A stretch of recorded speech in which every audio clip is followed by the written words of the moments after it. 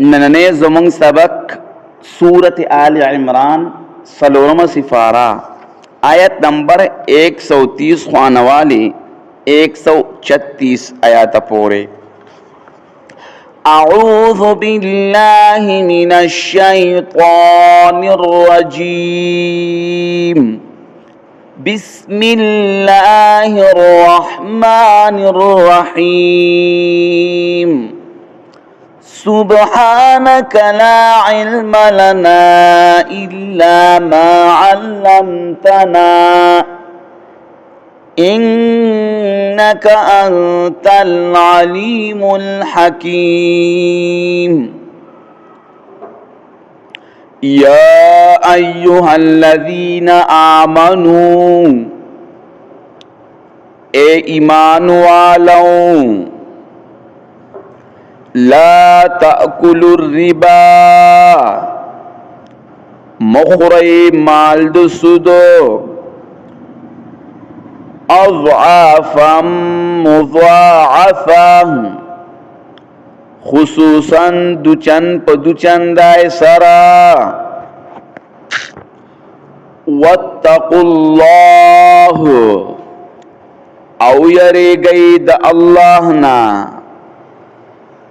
لعلکم تفلحون خامخا تاسو به کامیاب شئ. واتقوا النار التي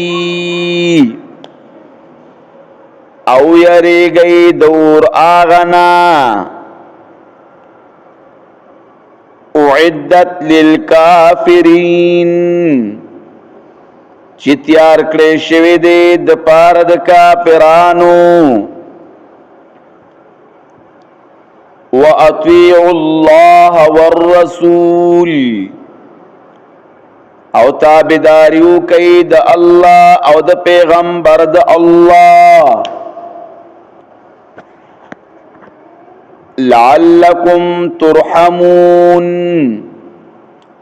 خامخا تاسو باندې برحم وکړي شي.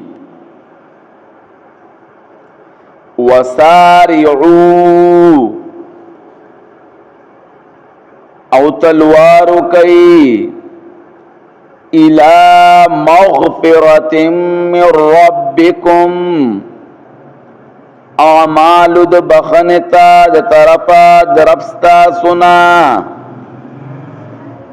وجنه او اغا جنت ارضها السماوات والارض چه پلنوال دا اغیب پشاند پلنوال دا اسمانونو او زمکو دے. اعدت للمتقین تیار کړی شوی دی د پاره د پرهیزګارانو.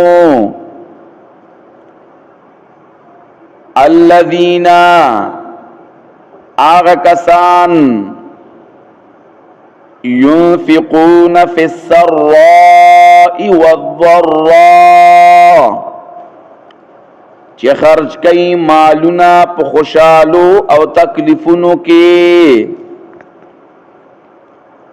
والکاظمین الغیظ او د پکون کی دی غصې لرا. والعافین عن الناس او معافی کون کی دی خلقتا. والله يحب المحسنین او الله من کید نیکانو سرا. والذین اذا فعلوا فاحشة او آغا کسان کلچو کی دی یوکار خلاف د شریعت او ظلمو یا زیادیو کی انفسهم پخپل زانونو ذکر اللہ یادی اللہ لرا فاستغفروا لذنوبهم نو پورن بخن غواړي الله نه د خپل ګناونو ومن يغفر الذنوب الا الله او بخن نکي د ګناهونو مگر الله ولم يصروا على ما فعلوا او همیشوال نکي دی پاغا چکړي دي وهم يعلمون او دی پوهیږي اولئک جزاؤهم دغه کسان بدلد دی مغفرة من ربهم بخندا د طرفا د رب د دینا وجنات تجری او داس جنتنا چی بهیگی با من تحتها الانهار دلاندے د اون د اغین ولی خالدین فیها ہمیشہ بوی پاغے کے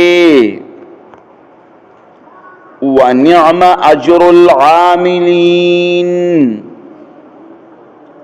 او سخیست اجر دے د پار د نیک عمل کون کو